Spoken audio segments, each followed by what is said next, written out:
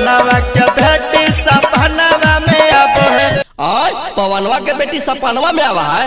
हाली बेटा वाला दीदी बोल दे न तो पवन भैया बड़ी मार मारता हूँ, समझ नहीं आय। पवनवा के बेटी से राखी बंधवा ले, ओकरे बना ले तू बहिनी रे।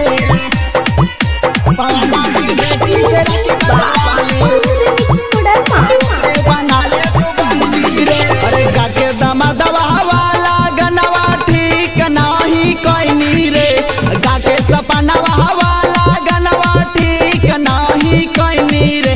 पवनवा के बेटी से राखी बंधवा ले, ओकरे बना ले तू बहिनी रे। पवनवा के बेटी से राखी बंधवा ले, ओकरे बना ले तू बहिनी रे। पवनवा के बेटी से राखी बंधवा ले, ओकरे बना ले तू बहिनी रे।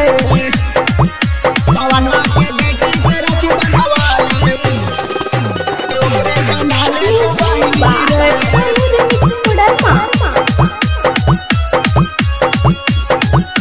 अरे गहिया धारा जैमी गियर में छौड़ा मारे बड़ी पिटाई रे। गहिया धारा जैमी गियर में छौड़ा मारे बड़ी पिटाई रे। पवनवा के बेटी से राखी बंधवा ले, ओकरे बना ले तू बहिनी रे। पवनवा के बेटी से राखी बंधवा ले, ओकरे बना ले तू बहिनी रे। गाके सपनवा वाला गनवा ठीक नाही कहनी रे। पवनवा के बेटी से राखी बंधवा ले, ओकरे बना ले तू बहिनी रे। पवनवा के बेटी से राखी बंधवा ले, ओकरे बना ले तू बहिनी रे। पवनवा के बेटी से राखी बंधवा ले, ओकरे बना ले तू बहिनी रे।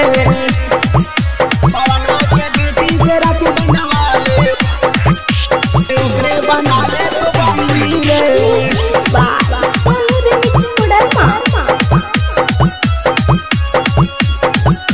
अरे बेटी लहरी गुलशन के दिलवा बड़ी तू दुखैनी रे।